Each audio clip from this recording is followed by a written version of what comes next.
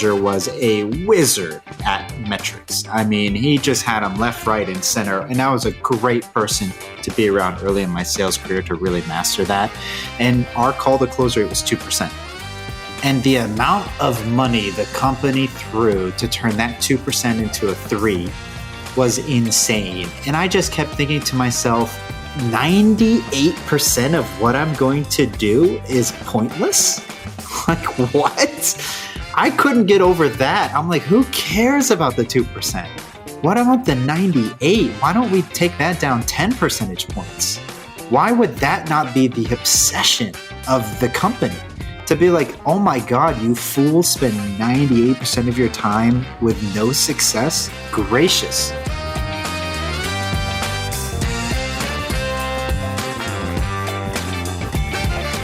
Hi, friends. Welcome to the Sales Enablement Podcast. I'm your host, Andy Paul. Now, that was Belal Batrawy, and he's the founder of Death to Fluff. I love that name. And Belal and I are going to talk about why he believes it's time to elevate the thinking and understanding of how sales should be done. Now, what I really enjoyed about this conversation with Belal was having the opportunity to talk with a bright young voice in sales, a person still at the beginning of their sales career, at least in a relative sense compared to me, who has taken the time to think very deeply about sales and how we do it. You know, like his Death to Fluff movement. You know, there's way too much fluff in all of the sales advice put out there today, and I respect the way Belal is willing to put his beliefs out there. So we're going to dive into a wide range of topics, including what and who are the major influences and how most sellers learn how to sell, and what that means for sales management, what sales management needs to learn in order to better help sellers improve their performance. So we'll get into all this and much, much more. But before we get to Belal, I want to remind you to subscribe to this podcast wherever you listen to it. And if you subscribe, we'd certainly appreciate it if you could also give us your feedback about how we're doing in the form of a review. So thank you. And if you haven't already connected with me on LinkedIn, please do. LinkedIn.com/in/real-Andy-Paul. All right, let's jump into it. Belal, welcome to the show. Thank you for having me, Andy. It's an honor. Oh, it's a pleasure to have you here. So where have you been hiding out the last few months? I've been in Atlanta. My wife works at Grady Hospital, so she's like seeing all the horror. So we weren't even playing around in the beginning. We knew because we were just seeing what was happening in the hospital. And we're like, no, this is some real stuff. Yeah, I know. It's the same thing. My wife is a professor and dean at NYU School of Medicine, and right there at the major medical center in Lower Manhattan. And yeah, it was no question. It was real. Very real. Yeah. So here's a question I like to ask people is what's the biggest lesson you've learned about yourself during the pandemic?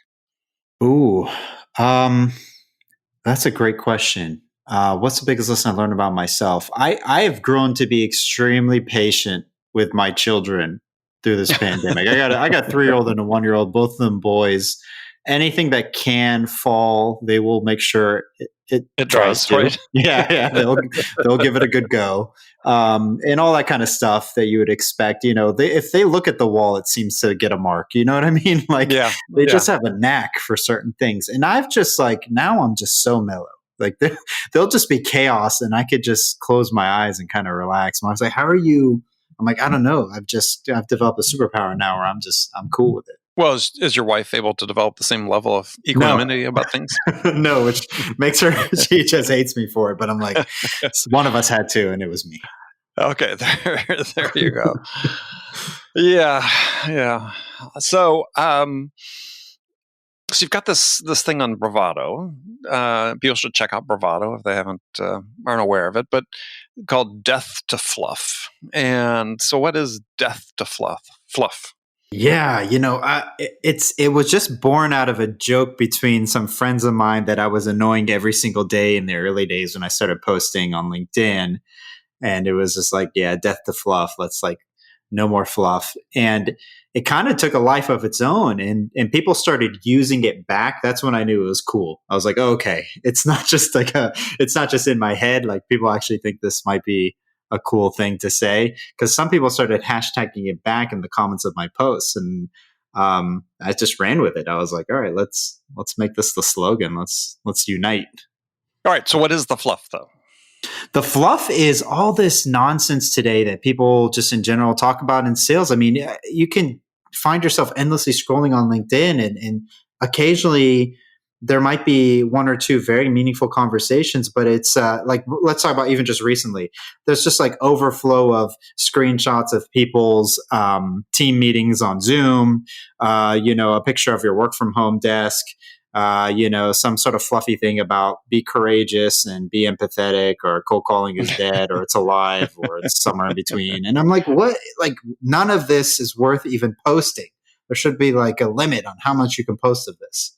Well, LinkedIn has become Facebook. Yeah, that's what people say. I don't disagree either. I don't disagree. I mean, yeah, I agree with you. There's a dearth of insight. So when we make the transition to making it more social, it sort of becomes a little less serious. One of the things I've noticed, and I don't know if you've seen this, is first of all, there's been in the last 90 days this what seemingly exponential growth in the number of experts on LinkedIn, myself included, saying that well, no, I'm not pointing at you. Is saying that one of my favorite phrases is, because I get messages, direct messages from people saying, they identify some problem and they're saying, we've been in some vague solution and the phrase is that just driving nuts is, we've been doing a lot of this these days with companies like yours.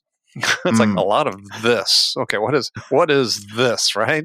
This is sort of unspecified, and this is almost common pitches, I guess I'm receiving these days. Yeah, that sounds about right. Nice and lazy. Yeah, and I'm getting, again, and don't know about you, but I'm getting, I've spent probably 12 years on LinkedIn and never once getting sort of a solicitation from a financial planner, insurance salesperson, any sort of financial related products. And now it's daily activity. Yeah, it really is. And it's so noisy, and people, what drives me crazy, Andy, is like how, I mean, I just don't see how these people don't realize that your message is in a sea of messages. And if it's boring and dull and has nothing to say in it and it's not important, why do you think sending it 1,000 times is going to do it any better than sending it 10 times? It's not. Nobody cares. It's going to get deleted. It's not working yet. Somehow everybody's still trying the same formula and recipe. And it's like, am I the one taking crazy pills?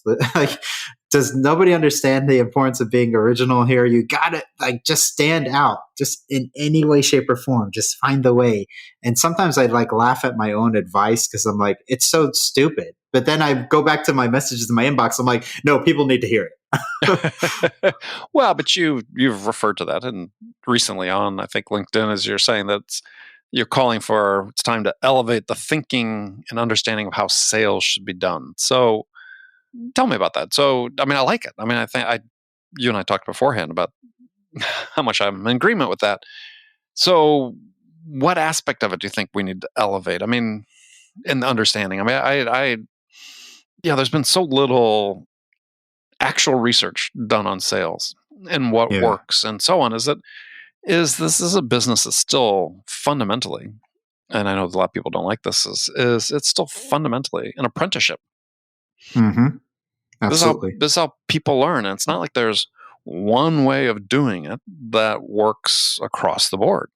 No, there's not. It's very true. I say that myself. It's a trade skill. It's like, if I want to be a master carpenter, I don't pick up, carpentry for dummies. That's not how it works. I go study under master carpenter, and I will learn their techniques, and then I can go and apply it and build on that. Sales is the same way.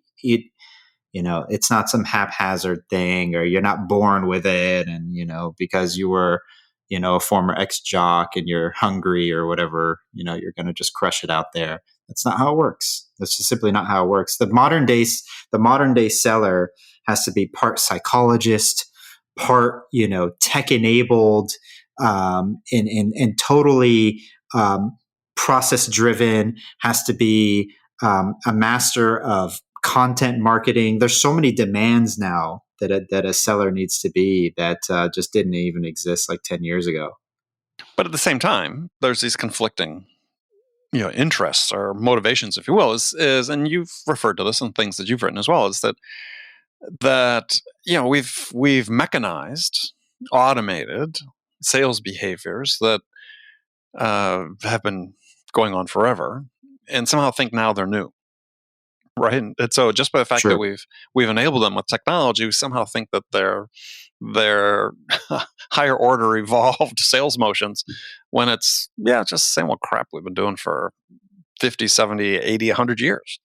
Yeah. I mean, this is why I think when we think, okay, somebody that's just talking to us saying, oh, it's time for a revolution 3.0 of sales. And I was like, well, where was the first revolution? I mean, just the fact we automated things didn't mean that we changed, right? It's there's a lot of demands on sellers these days, but by the same token, I interested in your opinion on this, is I feel like more than ever, sales is about being compliant to a process, as opposed to saying, how do I enable my people to become the best version of themselves? Oh, that's interesting. Wait, okay, let me repeat that. So more being compliant to the process than being the best people they can be. Did I get that right? Yeah. Wow, that. And you've referred to this in your own writing about, hey, I'm writing somebody up because they don't hit their call metrics. It's like, well, screw the call metrics. You want to have a certain number of conversations. If somebody could get the right number of conversations with half the calls, that should be good. Rejoice, and cherish, right? And cherish the moment and figure out why. I agree. Yeah. Because sales has become, in the parlance of what people like to sort of try to contrast themselves and set aside this sort of current wave as quote unquote modern sellers, which I always get amused at, is they're just doing the same old things. And it's all about efficiency as opposed to effectiveness. Mm-hmm. So, I'm not as concerned about, the perfect example I give people is, we talk about win rates. Okay, is what percentage of your qualified opportunities are you closing? And using that as a win rate metric. And in SaaS in general, it's relatively low from my perspective. Certainly, when I've in my career coming up through sales. Yeah. But no one ever talks about how do we increase that. It's always about if we want to sell more, given that we have this win rate, we put more stuff into the top of the funnel, and we know what our conversion rates are throughout our various stages. That will help us drive more revenue, rather than saying, well, we've got a certain amount of stuff in the pipeline. What if we could double the number of deals that we close? Right. With the same pipeline. Let's even flip it for a second. This was always frustrating for me. And my first entry into the sales world, our close rate, my manager was a wizard, Andy, at metrics. I mean, he just had them left, right, and center. And I was a great person to be around early in my sales career to really master that. And our call to close rate was 2%. And the amount of money the company threw to turn that 2% into a 3 was insane. And I just kept thinking to myself, 98% of what I'm going to do is pointless? Like, what? I couldn't get over that. I'm like, who cares about the 2%? What about the 98? Why don't we take that down 10 percentage points? Like, why would that not be the obsession of the company? To be like, oh my God, you fools spend 98% of your time with no success? Gracious. What are you doing? What are you doing? Yeah, I mean, I gave a keynote at a conference last year and to a SaaS audience and said, well, okay, if we've got a 20% close rate, or win rate, off your most qualified opportunities, I mean, the ones you're working actively in your pipeline, what are you training your sellers to do? Lose. Yeah. Right? I'm practicing. I'm spending 80% of my time losing. Yeah. So what's the habit I'm developing? I'm developing the habit of losing. Right. So we're not going to win every one, right? But no.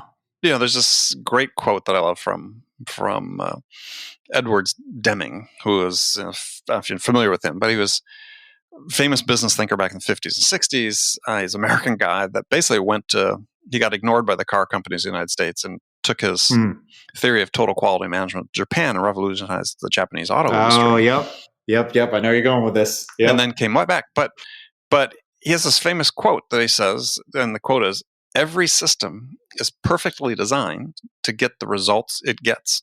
Yes. I love that. So you think about your example about, or my example, a 20% win rate, or 2% call to win rate, or that was call to win or call to close, whatever. It was like, yeah, that's what your system set up. Of course you're going to get that. Yep.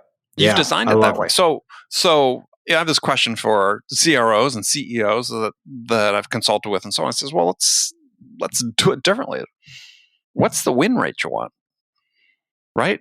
And then let's work backwards and say, how do we get there? How do we engineer our process to get there? Yeah. But you know what?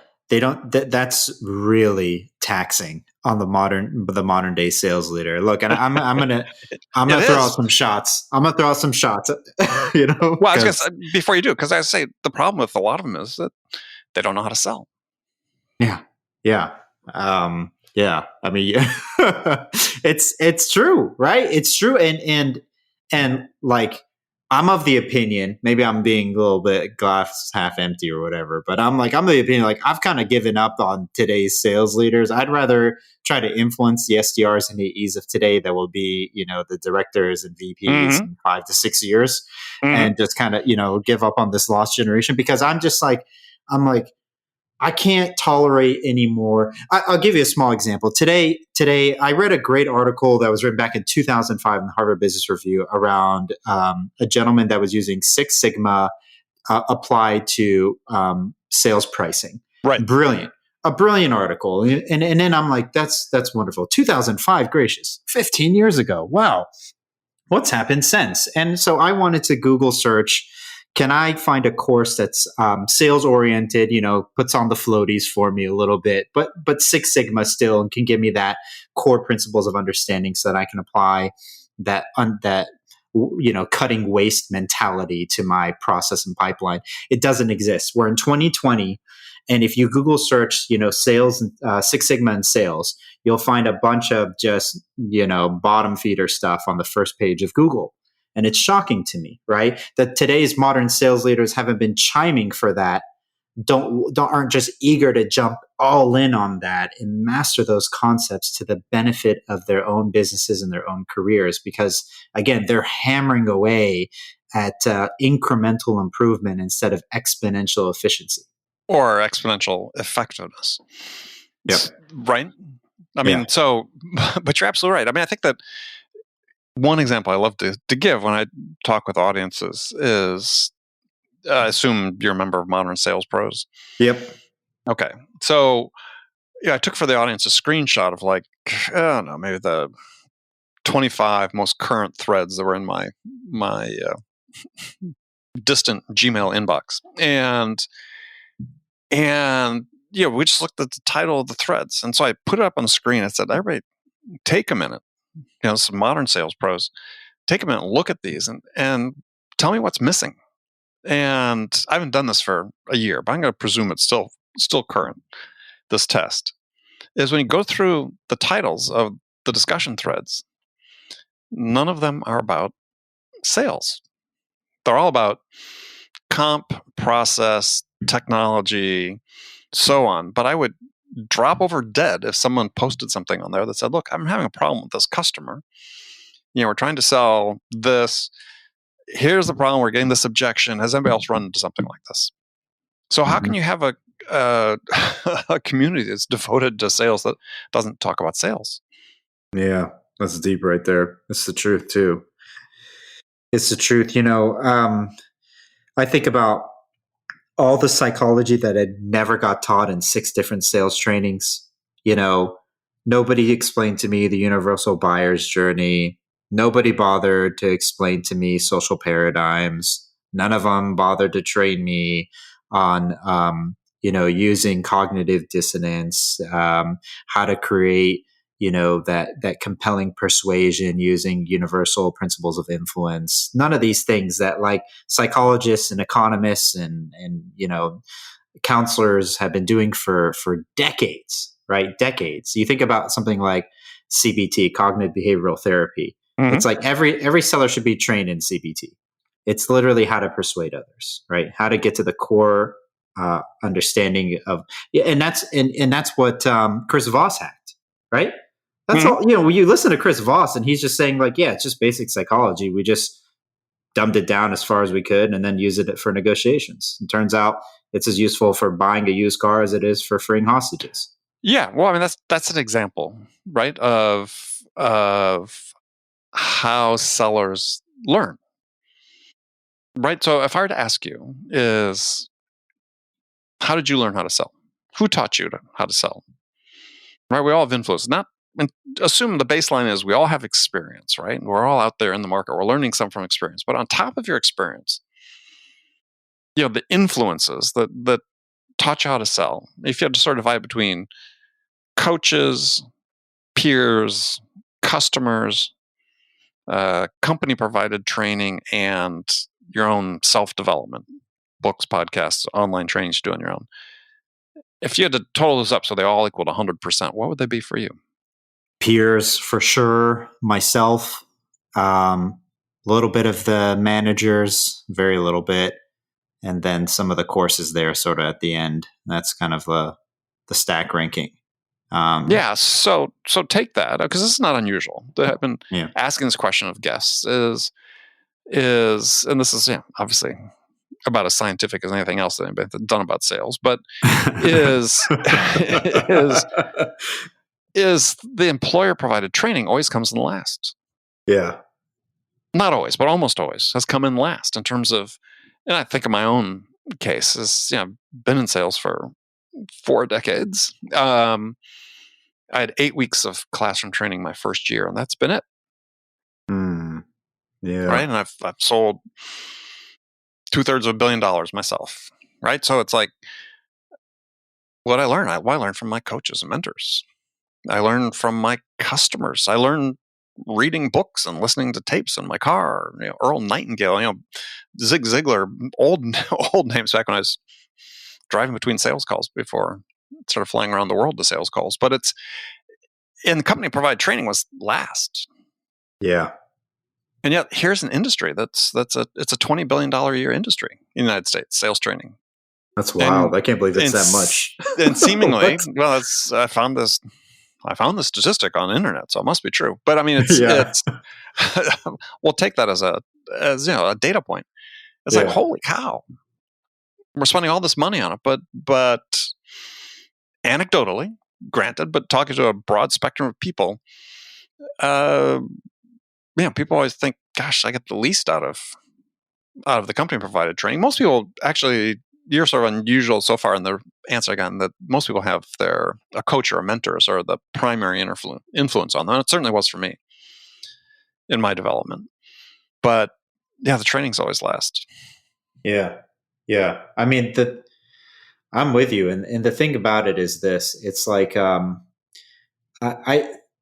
think about the curse of knowledge and how much I was cursed by every company that I started with, and how they tainted my ability to actually connect to the buyer, because they would day one just throw me right into the product and all this stuff about the company history and this and that. And then guess what? The next thing I wanted to do, talk about everything I just learned. Here's our company history. Here's what our product does. And this is our roadmap. And I'm like, guess what? Nobody cares.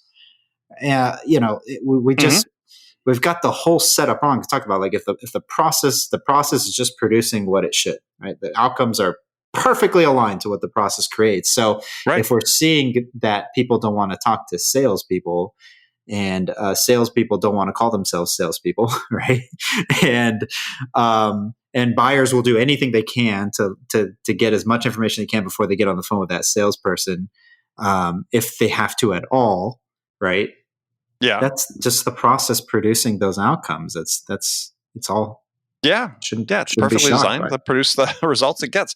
Well, so you talk about connecting with customers is certainly the foundation of sales, and yet the way we set up our model, at least for inside sales, is we have some dedicated employees calling prospects, potential buyers, with the express purpose of getting a meeting for someone else.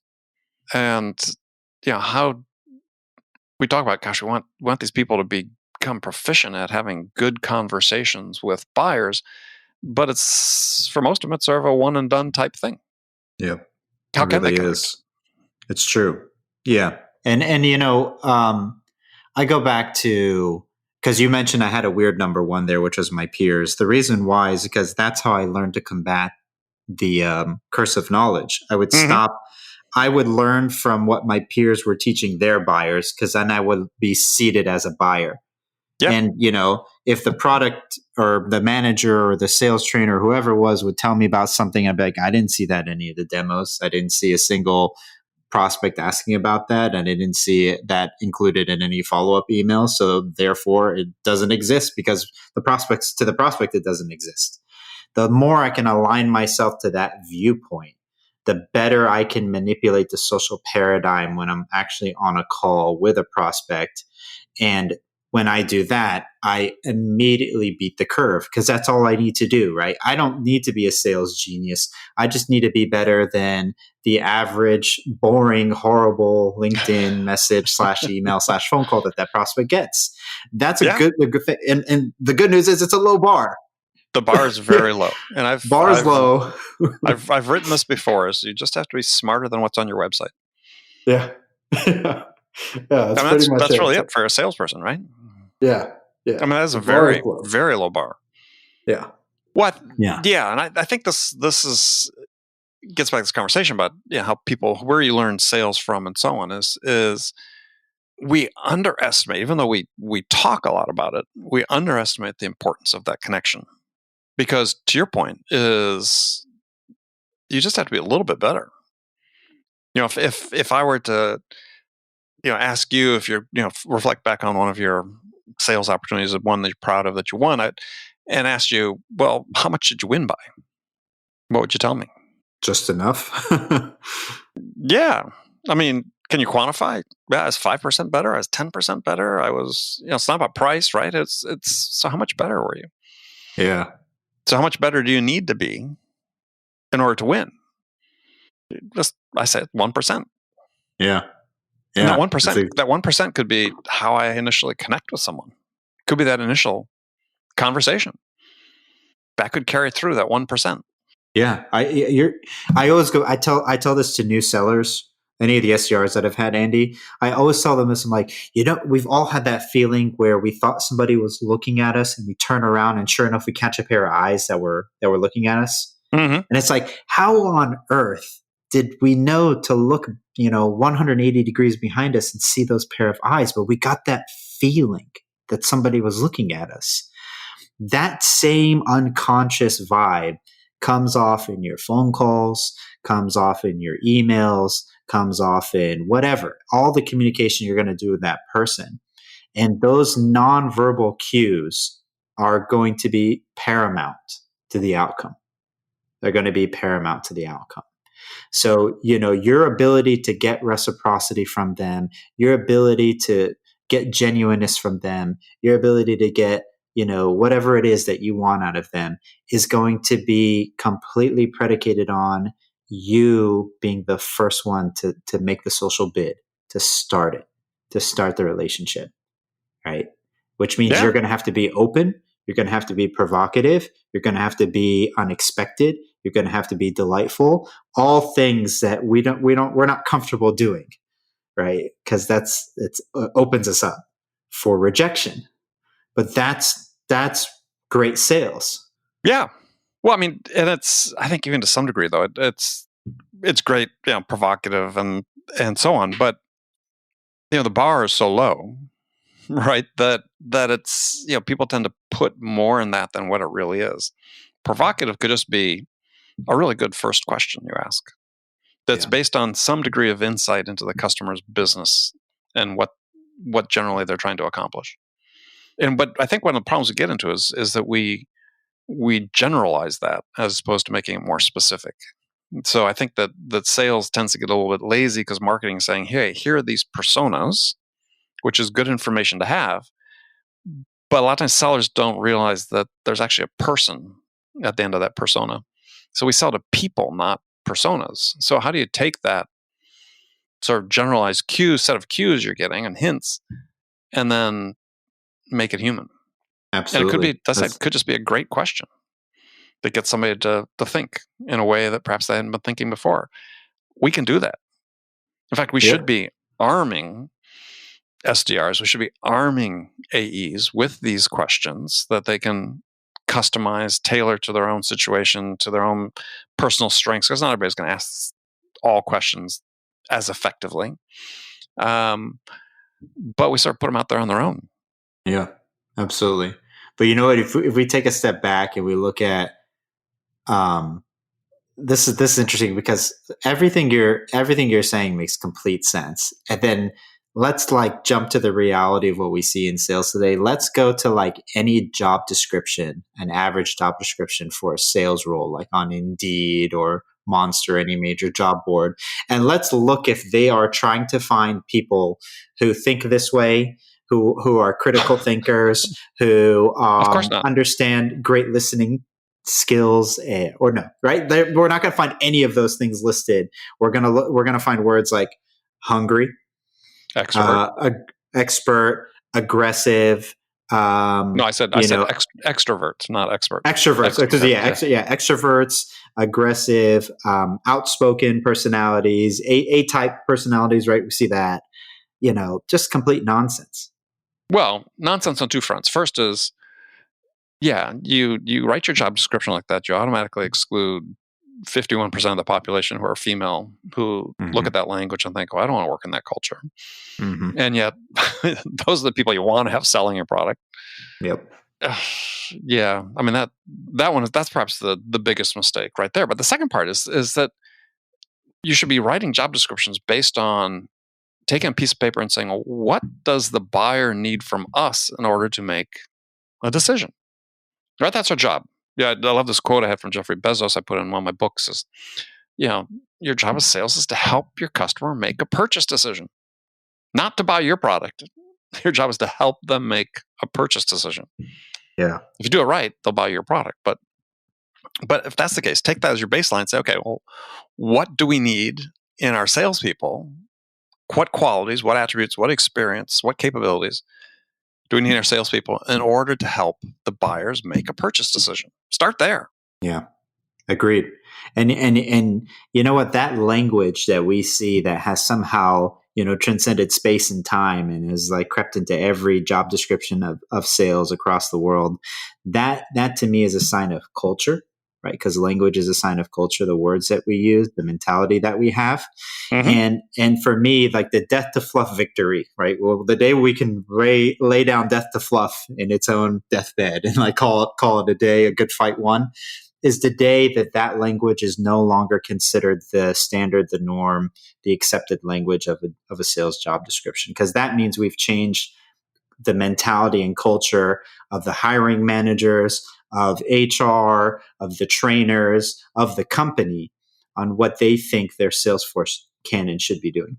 Yeah, I mean, it means that, shocking, we suddenly became truly buyer-oriented as opposed to sales-oriented. Yeah.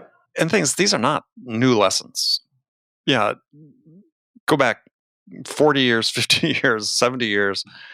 It's the lesson has been the same. Read the books. They all talk about the same thing. And yet it's like we're having to reinvent this with every generation. Is this idea that let's start with the customer. What do they need? How can we help them make a decision? And if we can do that, then, hey, that's 90% of the battle.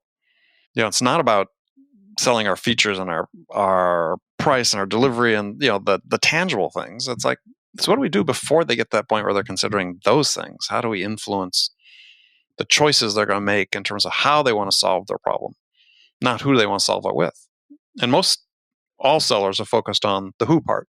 Who are they going to choose to solve the problem, as opposed to saying, how are we working with the buyer to help them decide how to solve that problem? And if I'm that person, I win that deal. Yeah. Oh, I'm with you. We can even look at it like this. Here's like a tactical example of exactly what you're describing on how far sales teams are removed. The common go-to generic vanilla, stages in the CRM for a seller include things like demo, purchase, negotiation, words like that, right? Those are the sort of Right. stages. Right. None of those are the buyers, right? Those are the sellers. Yeah. No, We don't absolutely. we don't say things like they're interested, they're aware of our product, they're currently evaluating options in the market. We happen to be one of them, right? Imagine if we put the buyer stages as the actual stages that a seller had to, to describe their pipeline, and the empathy, the tactical empathy that would create in them thinking about the buyer's journey and obsessing over it. But you would be hard pressed to find a single company that doesn't have those generic, Sure. vanilla cookie cutter things in their CRM. Despite the fact that nearly 2 years ago, Gartner published their buyer enablement research study that said, if you saw the flow chart of how the buying journey, it's not a linear stage-driven process like you just described. It's this, they call it, in fact, Gartner calls it their spaghetti diagram. It's like you took a handful of cooked spaghetti and threw it against the wall. That's what the flow chart looked like. But they said at the heart of it, there are 4 jobs that buyers have to do, 4 jobs to be done. Identify the problem, research potential solutions, build your specification or your requirements document, choose a vendor. Mm-hmm. Mm-hmm. That's it. 4 jobs.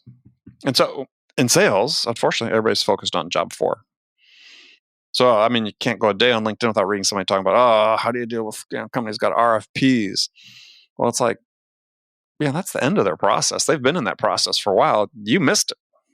Mm-hmm. Right? Yep. You were so focused on being the vendor selected, you missed the whole 3 jobs before that. Yep. So a perspective for buyer or sellers to have is to say, when I'm engaging with a buyer, they're hiring me to help them make a decision on this. Think about it that way. There's a job they have to be done. They've actually got 4 jobs to be done. They're hiring me to help them get those jobs done. Yeah, I love that. That's exactly the right mentality. And this is a funny thing, Andy. If we brought on a smattering of sales leaders here, they'd all nod their heads and agree. Right? We'd get this big heads going up and down and some applause and this and that. Then they go back to their sales floor and there's a big dashboard of all the metrics that they track, half of which are useless. They are constantly reminding their sellers and stack ranking them exactly where they are. And, they are talking about crushing quota and killing this and hunting that. And so you're like, well, where was it? I thought we were in agreement, right? Like, I thought we were all saying this made sense. And then, but you don't operationalize or manifest any of that in your processes. And going back to your spot on quote, right? The system is just producing it's a precise outcome of what the system should produce, right? Because none of it's operationalized. And to me, it's like, it's not hard to, again, I'm no sales genius, but I've already advised a couple of startups to put the buyer's journey as their stages in their CRM, and it worked. And sellers liked it because then I was getting accurate pipelines. Because sellers were like, it feels like it could be a deal, but the buyer's clearly just aware but not interested right now. I'm like, great, then put them in the aware stage. They're not interested, and therefore we don't forecast that pipeline. And they're like, oh, that's easy. Now I don't have to fluff my pipeline. I'm like, no, you don't. You get to be honest. Just tell me the truth. Wild, right? But that seemed like revolutionary. But I think that highlights an interesting point, though, which is that why don't sales managers operationalize some of that, these ideas that we talked about? And I think it's because they're operating primarily from a position of fear.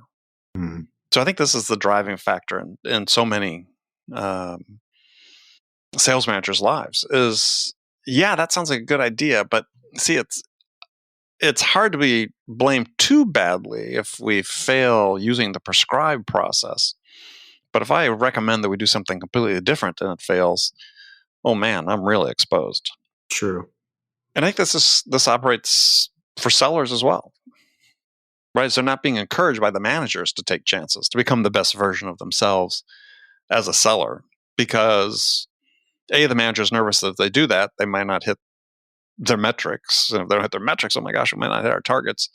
As opposed to give people the freedom to become, to maximize and optimize their own skills to become the best version of themselves. And I think we've got this fear sort of operating up and down, and it's why we're not changing anything.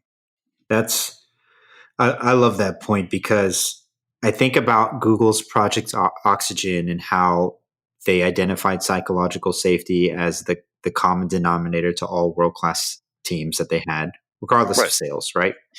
And I think about myself as somebody who is, I'm a practicing Muslim. I have, a moral code that I follow as part of my faith. Mm-hmm. And that has always been a driving factor in how I behaved on the sales floor. I truly wanted to compete with myself. I was not concerned with the affairs of others, because I believe there's everybody's going to get theirs, right? The world's big enough. Everybody can get theirs, and I can still get mine. There's enough to go around, I believe the infiniteness of God. So there's no constraints, right? There's no resource constraint in my mind. Right. But unfortunately, right there, like you pointed out, there's going to be a huge swath of leadership that don't understand that don't practice that don't have that in their own personal lives. So it doesn't show up in the professional scenario either, the professional environment. And it's going to hamstring even the best of talent. Yeah. Well, I mean, you're talking about, and we'll sort of close with this. I mean, you're talking about values and character. And I could maybe count on one hand personal experience working with companies that actually incorporate screening for values and character in the people they hire. Yeah. And so we go back to the question I asked you before, who taught you how to sell? It's actually a sixth category. And I say one of the biggest causes of poor salescraft, and at the beginning level in terms of connecting and at a human level with people, so on, is bad parenting. People just aren't brought up with learning the right values, and not right mean there's one set, but that value other human beings, right?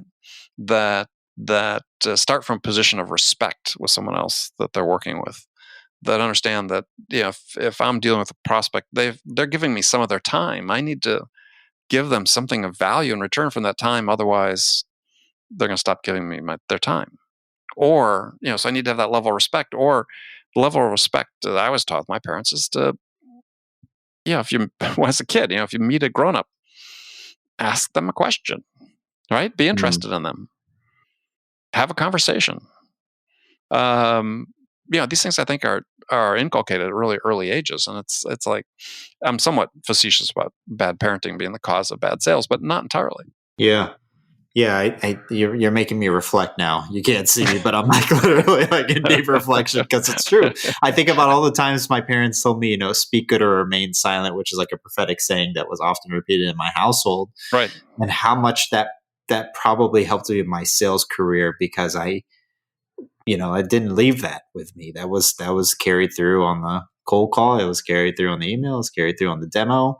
And maybe that was enough of a subtle change, going back to what we talked about earlier, for people to see something different in me, that 1% difference. Mm-hmm. Yeah, absolutely. Absolutely. All right. We could go on forever. We'll have you come back. We'll talk more. This has been a lot of fun. Like, I appreciate it. It's an honor and a privilege. I'm so glad. Thanks for having me, Andy. Well, good. Well, I think the audience is going to get a lot out of this. So appreciate joining. So if people want to connect with you and follow you on Death to Fluff and so on, is tell them how to do that. Yeah, the best. So LinkedIn, if you're lazy, I'm there. I'll be posting almost every day. If it gets fluffy, you have full license to call me out on it. That's the target I put on my back. And then we have a community of sellers. I think we're over 900 now at deathtofluff.bravado.co. I really view that as a safe place, same tribe, same language for people to talk about this sort of stuff. Because what I've learned is that people, like, bad sales management has like transcended space and time. Like it's just everywhere. And everybody knows that feeling of faking dials and having their commission check played with and all the kind of shared misery of sales. So it helps to know you're not alone. It helps to know you're not crazy for feeling that stuff is wrong. And that's a community to find some like-minded people. Perfect. All right. Belal, thank you. We'll look forward to doing it again shortly.